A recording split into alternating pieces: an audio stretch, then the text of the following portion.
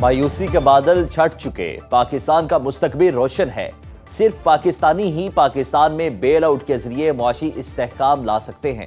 Army chief general Asim Munir کا کراچی میں business community سے خطاب، کہا آپ اپنا پیسہ لے کر پاکستان آئیں۔ مایوسی پھیلانے اور ڈیفالٹ کرنے کی باتیں کرنے والے آج کدھر ہیں؟ کیا ان کو جواب دہ نہیں ٹھہرانا چاہیے؟ سیاست سمیت کوئی چیز ملک سے مقدم نہیں۔ دہشت گردی کی پشت پناہی ہی غیر قانونی کاروبار کرنے والے کرتے ہیں۔ پاکستان کی ڈیجیٹل سرحدوں کی حفاظت اور عوام کی ڈیجیٹل سیکیورٹی ریاست کی ذمہ داری ہے۔ Army chief general Asim Munir نے کراچی میں عالمی دفاعی نمائش آئیڈیاز کا دورہ بھی کیا۔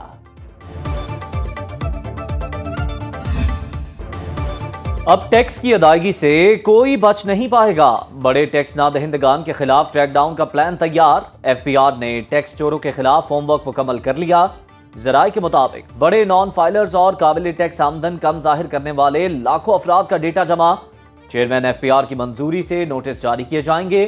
قیمتی پراپرٹی، گاڑیوں، بینک بیلنس اور کریڈٹ کارڈز کے استعمال کی تفصیلات جمع۔ بیرون ملک سفر، صحت اور تعلیم کی مہنگی سہولیات حاصل کرنے والوں کے گرد گھیرا تنگ۔ ٹیکس چوروں کے ساتھ ان کے سہولت کاروں کے خلاف بھی کارروائی ہوگی۔ آئی ایم ایف کی بڑی فصلوں پر حکومتی اجارہ داری ختم کرنے کی شرط، صوبوں کو گندم اور گنے کی امدادی قیمتیں مقرر کرنے سے روک دیا۔ مارکیٹ کو زرعی پیداوار کی قیمت مقرر کرنے دی جائے۔ گندم کی خریداری سے صوبوں پر مالی بوجھ بڑھتا ہے۔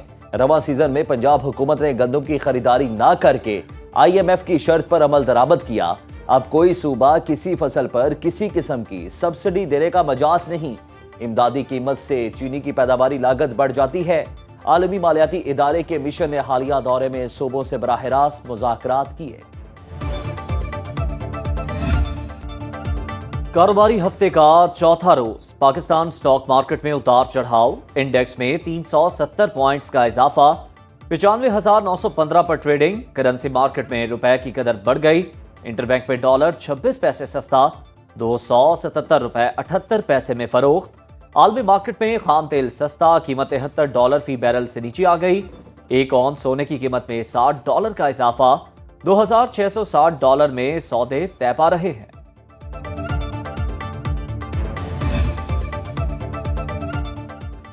گورنمنٹ سیکیورٹیز اور اسٹاک مارکیٹ میں غیر ملکی سرمایہ کاری، 1 جولائی سے 6 اکتوبر تک 92 کروڑ 20 لاکھ ڈالر کی پورٹ فولیو انویسٹمنٹ آئی۔ ٹریجری بلز میں سب سے بڑی 71 کروڑ 77 لاکھ ڈالر انویسٹمنٹ آئی۔ 18 کروڑ 46 لاکھ ڈالر کے حصص خریدے گئے۔ اسٹیٹ بینک کے مطابق اسی مدت میں 73 کروڑ 80 لاکھ ڈالر کا انخلا بھی ریکارڈ کیا گیا۔ حصص بازار اور گورنمنٹ سیکیورٹیز میں نیٹ فارن انویسٹمنٹ کا حجم 18 کروڑ 41 لاکھ ڈالر رہا۔ بانی پی ٹی آئی کی تھانہ نیو ٹاؤن کے مقدمے میں گرفتاری ڈال دی گئی۔ آج 14 روزہ جسمانی ریمانڈ کے حصول کے لیے عدالت میں پیش کیا جائے گا۔ مقدمہ جلاؤ، گھراؤ، پتھراؤ، پولیس سے مزاحمت، سرکاری املاک کو نقصان پہنچانے سمیت دیگر واقعات پر درج کیا گیا۔ بانی پی ٹی آئی کے خلاف مقدمہ انسداد دہشت گردی ایکٹ کی دفعات اور تعزیرات پاکستان کے تحت درج کیا گیا۔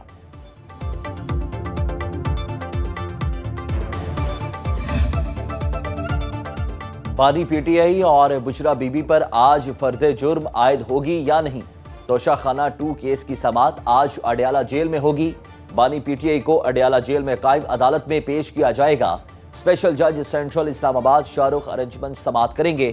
بشرا بی بی کے مسلسل پیش نہ ہونے پر عدالت نے گزشتہ تاریخ پر ضمانت منسوخی کا نوٹس جاری کر رکھا ہے۔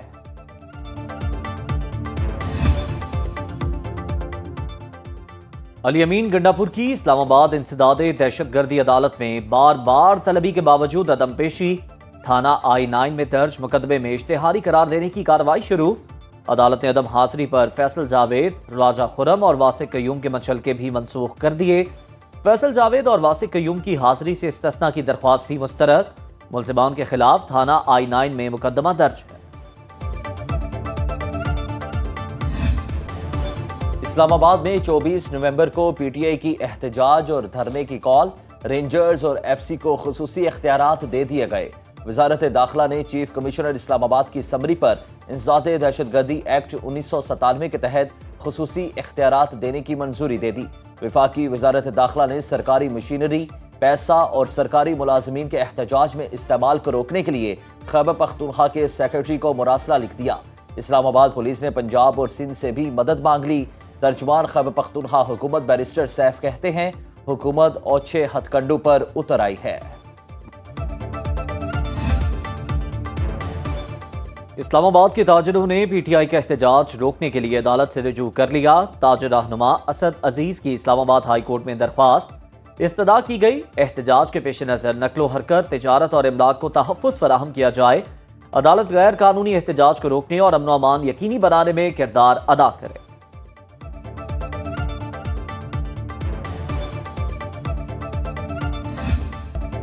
دریائے سندھ پر 6 نئی کینالز بنانے کے منصوبے پر پیپلز پارٹی اور وفاقی حکومت کے درمیان تنازع شدت اختیار کر گیا۔ پیپلز پارٹی کے چیئرمین بلاول بھٹو زرداری نے وفاقی منصوبے کے حوالے سے اپنے ویڈیو بیان میں کہا کہ سندھ اور بلوچستان کے اعتراضات نہیں سنے جائیں گے تو پورا منصوبہ ہی متنازع ہو جائے گا۔ بلاول بھٹو کی تنقید کے بعد وفاقی حکومت کا ملاقات کے لیے رابطہ۔ ذرائع کے مطابق بلاول بھٹو سے وزیر اعظم شہباز شریف کی ملاقات کے لیے رابطہ کیا گیا۔ بلاول بھٹو نے موجودہ حالات میں وزیر اعظم کے ساتھ ملاقات سے معذرت کر لی۔ چیئرمین پیپلز پارٹی کہتے ہیں میرا ذاتی کوئی مسئلہ نہیں، میرے ووٹرز اور ہماری صوبائی حکومتوں کی شکایات ہیں۔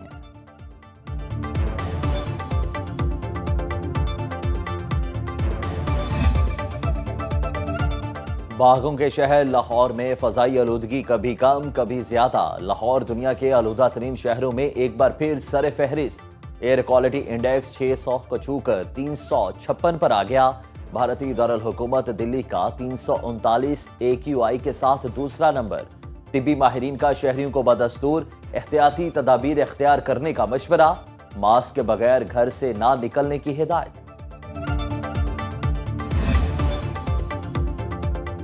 اسموگ کے تدارک کے لیے کریک ڈاؤن جاری۔ پنجاب بھر میں 20 دنوں میں 24 کروڑ روپے کے جرمانے۔ ترجمان ٹریفک پولیس کے مطابق 25,713 سے زائد گاڑیوں کو دھواں چھوڑنے پر بند۔ 150 سے زائد دھواں چھوڑنے والی گاڑیوں کے خلاف FIR درج۔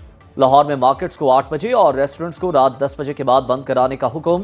ضلع انتظامیہ لاہور نے کارروائی کے دوران 57 دکانیں اور 6 ریسٹورنٹس اوقات کار کی خلاف ورزی پر سیل کیے۔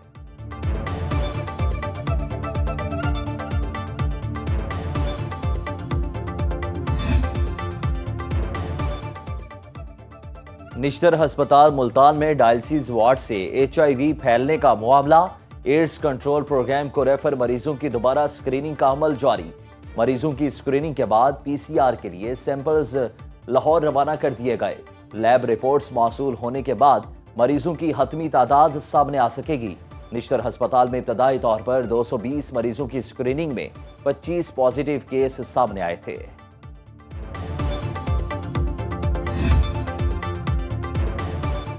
وفاقی وزیر داخلہ محسن نقوی سے برطانوی نائب وزیر خارجہ برائے پاکستان و افغانستان ہمیش پاکلر کی ملاقات۔ برطانیہ کی ہائی کمشنر جین میریٹ اور برطانیہ میں پاکستان کے ہائی کمشنر ڈاکٹر محمد فیصل بھی ملاقات میں موجود۔ دو طرفہ تعلقات کے فروغ کے لیے مشترکہ اقدامات پر گفتگو۔ وفاقی وزیر داخلہ نے سوشل میڈیا پر افواہیں پھیلانے اور پروپیگنڈا کرنے کے خلاف مشترکہ اقدامات اٹھانے کی ضرورت پر زور دیا۔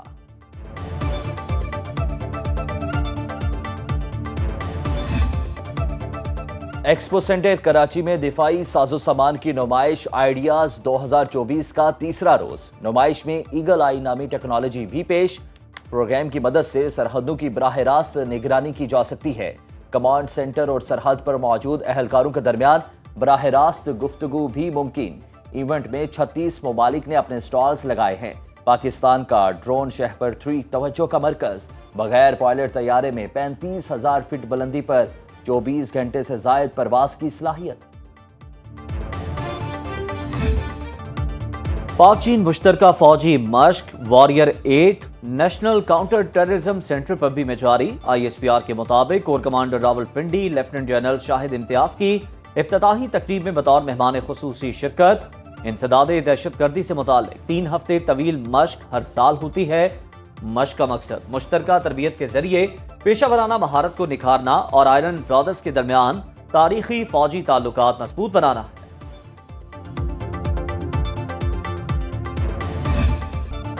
اسرائیلی فوج نے جارحیت کی انتہا کر دی، لبنان پر فاسفورس بم برسا دیے، 24 گھنٹے میں مزید 28 افراد شہید، غزہ میں گولہ باری سے 88 فلسطینی شہید، بیت الاحیاء، رضوان، بیروت سمیت مختلف علاقوں میں بمباری کی گئی۔ صہیونی فوج کا UN امن مشن کی عمارت پر بھی حملہ، 4 اہلکار زخمی ہوئے۔ حزب اللہ نے صہیونی فوج پر راکٹ داغ دیا، اسرائیلی ٹینک تباہ۔ 7 اکتوبر 2023 سے اب تک 43,985 فلسطینی شہید ہو چکے۔ لبنان میں شہداء کی تعداد 3,500 سے تجاوز کر گئی۔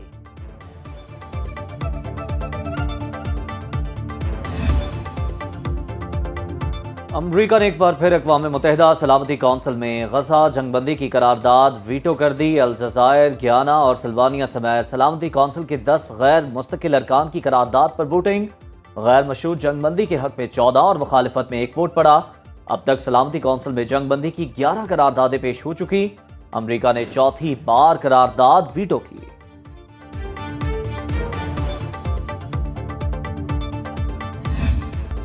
بھارتی ریاست منی پور میں اقلیتی برادری کے خلاف تشدد کی کارروائیاں رک نہ سکیں۔ شر پسند مودی حکومت کے حکم پر سینٹرل آرمڈ پولیس فورس کی 8 کمپنیاں امپھال پہنچ گئی ہیں۔ 7 اضلاع میں انٹرنیٹ اور موبائل فون سروس پر عائد پابندی میں مزید 3 دن کی توسیع۔ عیسائی قبیلے کوکی کی خاتون کو زندہ جلائے جانے اور 8 افراد کی لاشیں ملنے پر ہنگامے دوبارہ شروع ہوئے۔